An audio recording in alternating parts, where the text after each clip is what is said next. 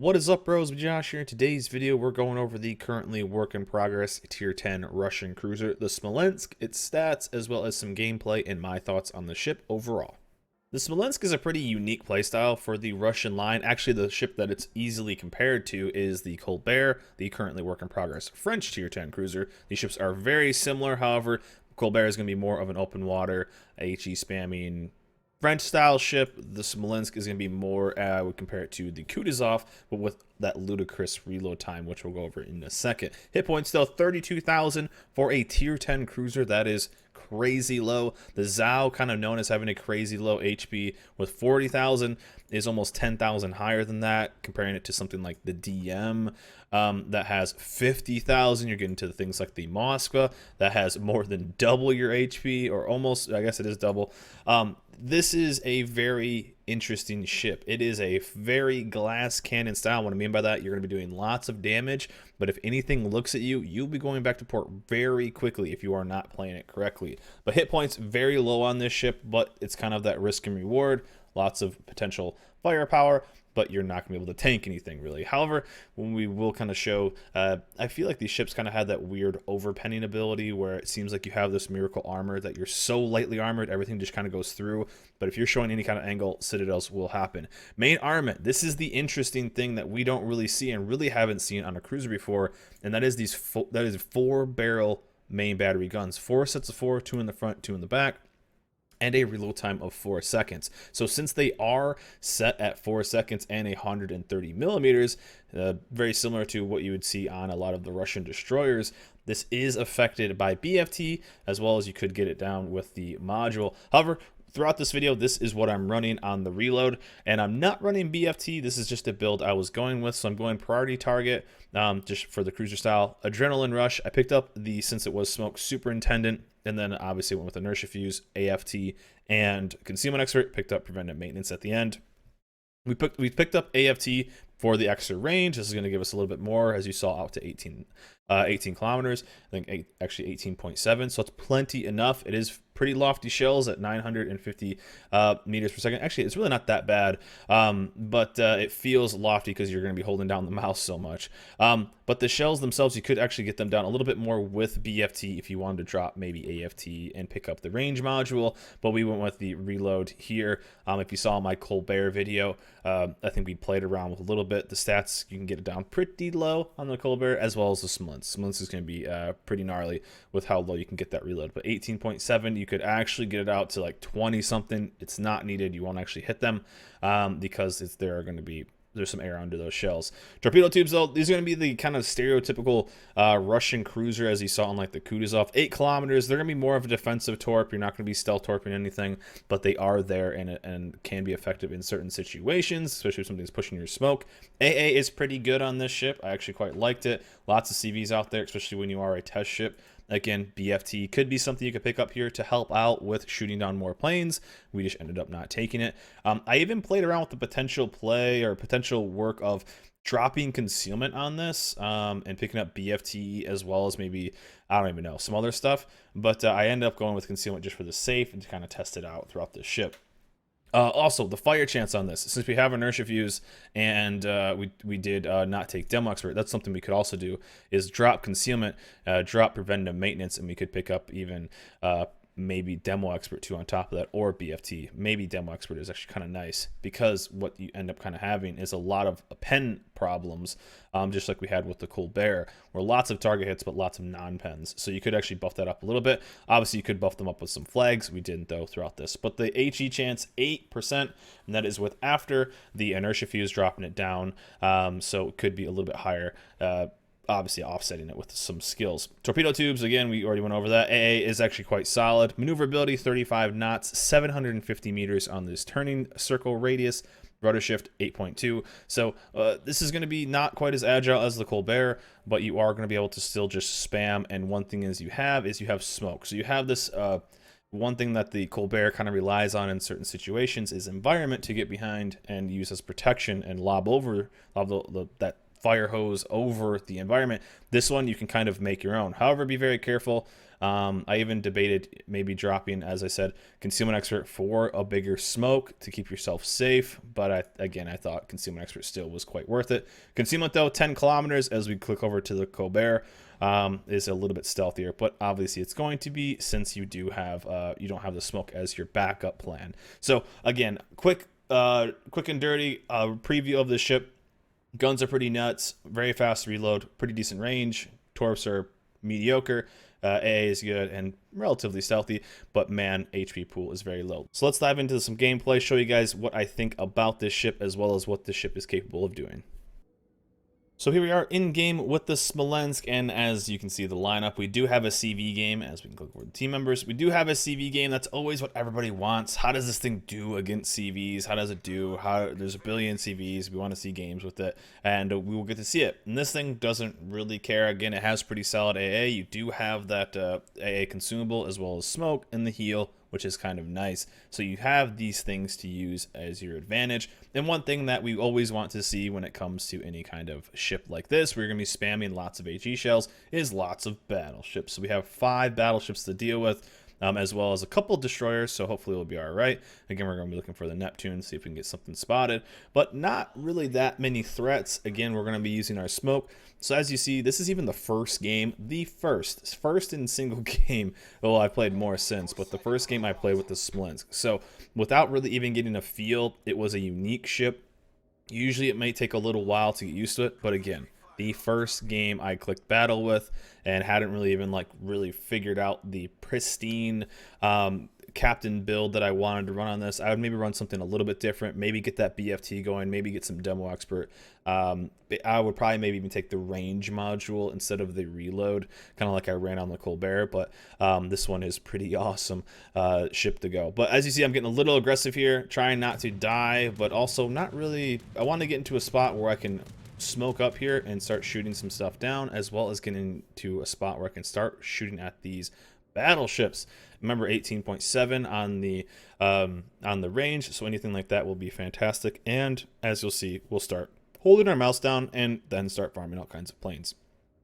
Well, they're apparently coming in again, but this is why I run always a little bit more of an AA build than normal, because I think I even have some of the modules that are a bit more of an AA setup, because it is a test ship, so things are always working out. But again, we're already knocking down some audacious planes and already 10,000 damage, so this is nothing to laugh at when it comes to AA. You could definitely spec this thing out for a full AA build. Maybe we'll try that out on a couple games, but I really think that we're probably not going to see a ship quite like this on the final version because of the effectiveness that this ship has. But one thing we do love to see when you're in a ship like this is a ship like the Yamato that is stationary. But what we don't want is when we lose vision on them. So you can see the Colbert, I think we actually tested it out, and the Colbert could have 6 salvos in the air at one time.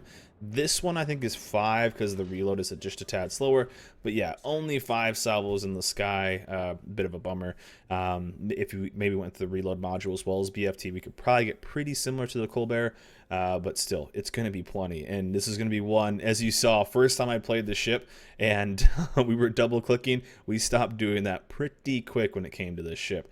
But yeah, one pattern you'll see on both of these is a low and sorry little destroyer. As you see, this ship is crazy accurate for its reload, and obviously poor little guy isn't gonna have any chance there. Trying to hit me with torpedoes though, but I think he ended up getting me with one, but it's fine. We're a Smolensk. All you're really kind of doing is helping us out by giving us a little bit of adrenaline rush. So, and obviously battleships are sitting there, but a pattern you will see is watch that hit markers go up, and you're gonna see the pens versus non-pens. That's the downside of these 130mm guns. They're gonna pump out so many shells. You'll see how many target hits we get, but this is something that is going to be a pattern for ships like this, as we saw with the Colbert as well, that we have 2 full pens out of 30 right now. That's just something that's going to take you a little while. You need to be hitting that superstructure perfectly. And shout out to everybody that was in the game. Everybody was saying, hey, we watch the videos and stuff, or just watch the videos. That's awesome. Appreciate all of you. So shout out to everyone in this game that was saying the kind words. I appreciate it. Appreciate everyone. The YouTube channel has been popping off recently, so I appreciate everyone that is hanging out, liking the video, hitting likes, leaving comments. I do appreciate all the support, guys. Again, you can check us all out on live, twitch.tv/mejesh. Come hang out there, and actually come get some free stuff, because Twitch drops are coming back. So I'll put the Twitch drops video down below as well, and you basically get free stuff in World of Warships, some little things, also a chance for some epic stuff, even a premium ship for just watching the Twitch stream. So come check us out. I'll put a link down below. Obviously, it's on the bottom of all my YouTube videos, or for my Twitch stream. Come hang out. Potentially get some free stuff that starts on the, I'm recording this on the 4th, and it'll come out, those start on the 5th. So that'd be pretty cool. Maybe come say hi if you're from the video. But anyways, back to the gameplay. Enough of me selling out, talking about my other things. But this ship, though, absolutely gnarly. And that's one thing that whenever I play a ship like this in the work in progress phase, again, it is work in progress, so stats are subject to change. Also, elephant in the room, I have no idea how this ship will be sold. There are some theories, and especially more of the Colbert line, that maybe we could do like a light line that we kind of did with like the USN. Could potentially see something like that. Even like the French destroyer could see something like that. But I do not know how this is going to be distributed. If it's going to be steel, if it's going to be coal, if it's going to be whatever, I do not know. So as soon as I know, you guys will know, and they'll be making an announcement.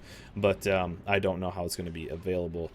Obviously, probably free XP, coal, or steel. I always say those are the examples, but I feel bad. The second game we played in this ship, it wasn't quite as good as this one damage-wise. I kind of wanted to show it, and the other one didn't have a CV as well. So you guys always want to see how ships do with CVs in the game, obviously.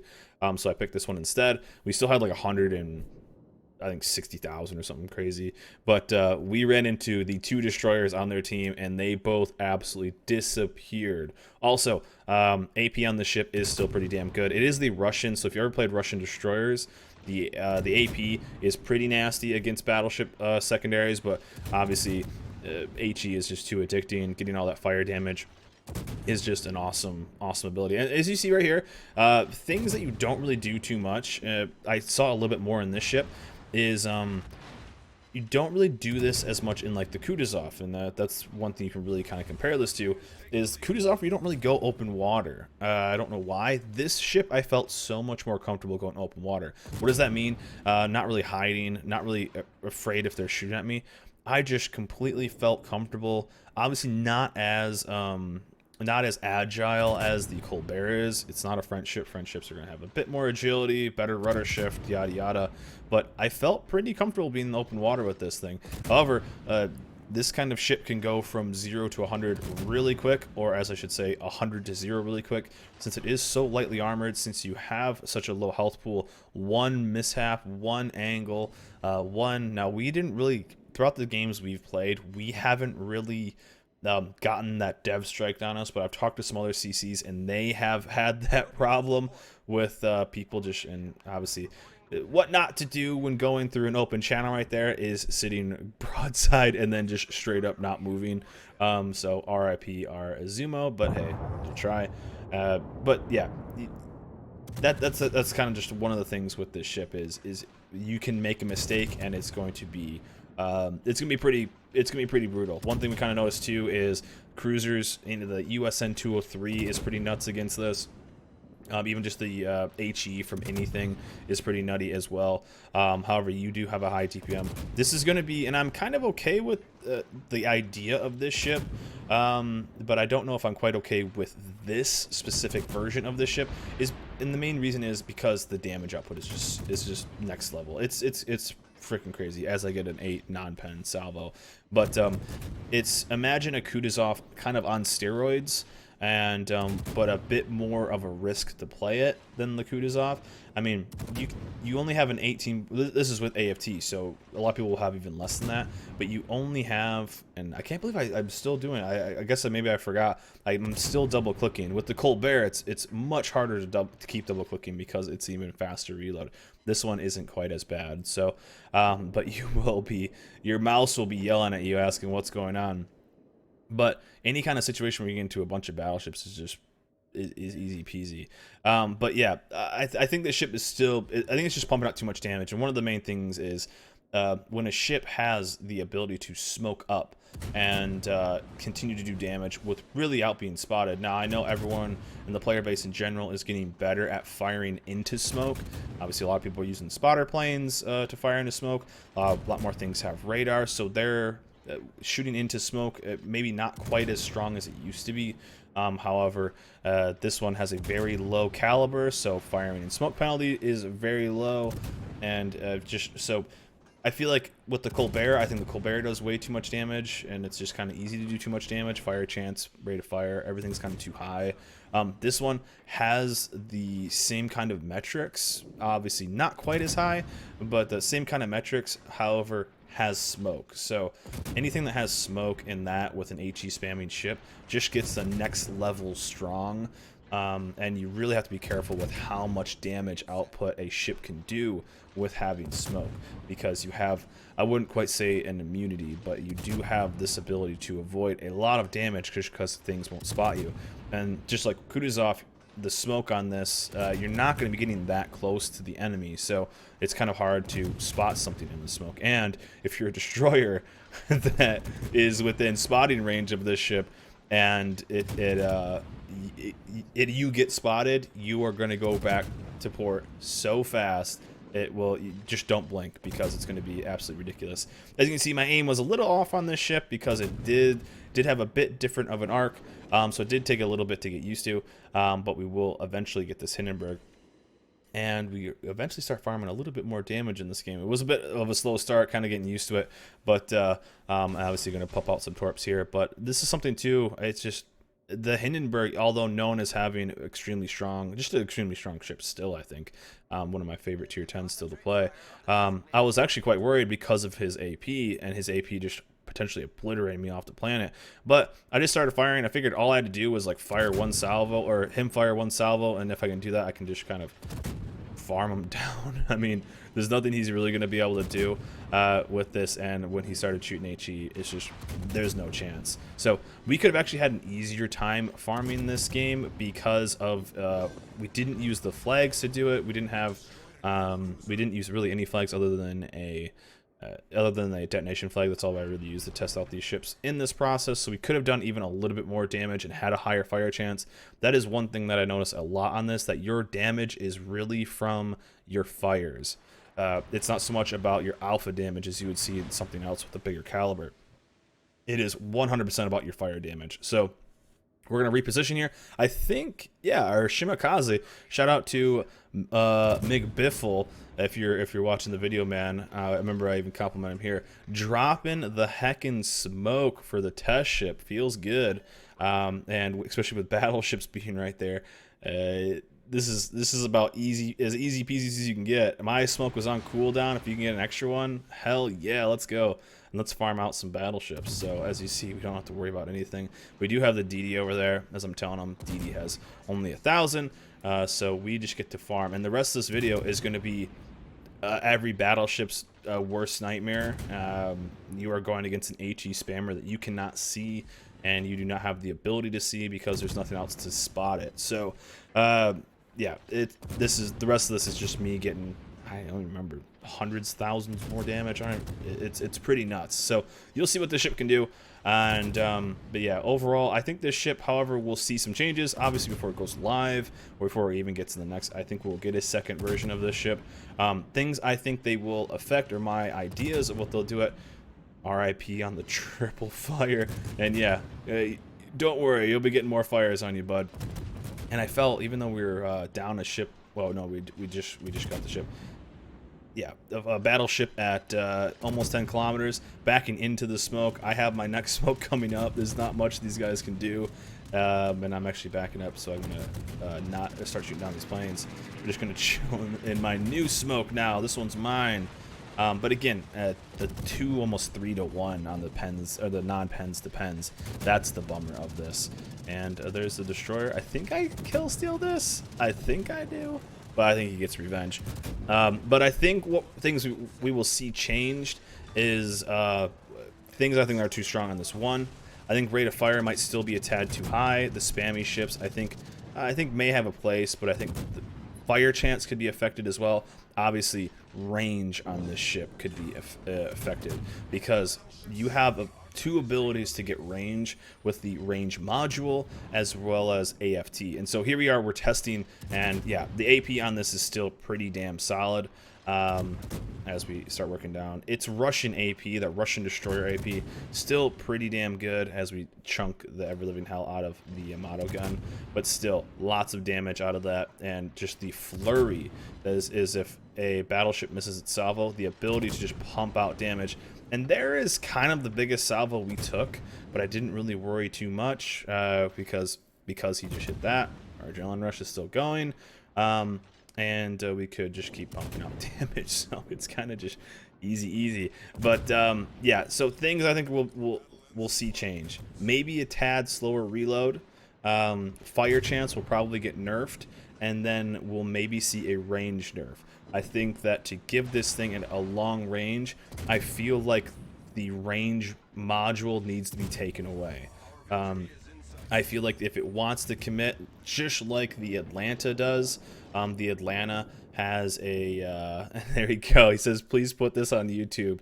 So his mom likes you. Well, it's going on YouTube, man, you're good to go. And, but yeah, I feel like it should be the same kind of situation as the Atlanta or Flint, where if you want more range, you have to take AFT. So I could see them dropping off. I actually think that would if they made that kind of mandatory to get that range, I think that would be good, because having the ability to still get the range and then take other skills without taking AFT, I think the range module is going to cause a lot of problems because it lets you just take some other skills. I feel like if they take that out, we'll have a bit more of a balanced ship and could potentially get a little bit more of a bit more balance. I just feel like having two scenarios of increasing the range is a bit too much. And so we're going to kind of push over here to get this CV as well. So those are kind of things. I kind of like the glass cannon play style, the glass cannon idea. We saw it on both the Colbert as well as this. A high risk, high reward ship. This is something that I think a lot of people are going to be playing, and that's one thing that I fear. It's one of the things I always think about, is this is probably not going to be, this one a little bit easier than the Colbert, but these ships are very unforgiving because they are so fragile. So that's one of the biggest downsides, is one mess up here. If you were in insert any other tier 10 cruiser, maybe outside the Minotaur, even the Minotaur has a massive heal, it's not going to be as forgiving as anything else at this tier. So you are very, very flimsy. However, you are going to be pumping out so much damage. And actually, shout out to our Audacious for getting that kill. I think we even get a little bit more on him. But I do kind of like that. I like that risk reward scenario where you get rewarded for good positioning. You get rewarded for you know, just getting into a good spot and focusing the right targets and being effective in those ways. I like that idea. I like that play style. Although the downside of that is you do get a little bit of a skill gap there, which always isn't the best. But and a lot of people might find the ship even potentially weak. Same with the Colbert, because they are so fragile and play them incorrectly, though. So not that I don't think anyone can actually call this ship weak, because it's so freaking strong. I mean, just there we go. I don't know what it is about the Daka ships that Wargaming wants to put out right now. Colbert, this thing, complete fire hoses. And there's an easy peasy. Again, the first game we played in it, over 200,000 damage. The damage keeps on coming. Even the Audacious can't hold up and can't keep repairing the fires fast enough, because we just keep it going. So as you see, I kind of gave up on double clicking. I couldn't take it as much. But a nice little 211,000 games, 3 kills, almost 800 target hits. Again, 21 fires. Just, I think we'll see some changes to there. I think we'll see something relatively close to the ship itself as we see right here. But the guns, I think we'll get some tweaks, both potentially with range, potential modules getting changed up, fire chance getting tweaked a little bit. I think it's just a tad too high, or even reload getting tweaked. So I think it's all going to be on the offensive ability. I think we'll see the AA probably stay where it is. Smoke, obviously, I think will still be a consumable because it's a kind of that Russian identity with the premium ships. And again, I do not know how this ship will be sold or handed out or available. So as soon as I know, you guys will know. I'll put an update down below or on the next video. I assume we'll see a second version. But anyways, the tier 10 Russian cruiser, the Smolensk, another blast, a Daka ship, just burning everything down and being as Russian as we can doing it. But anyways, guys, that's it for me. Hope you guys enjoyed this video. Remember, like, subscribe, and I'll see you guys next time.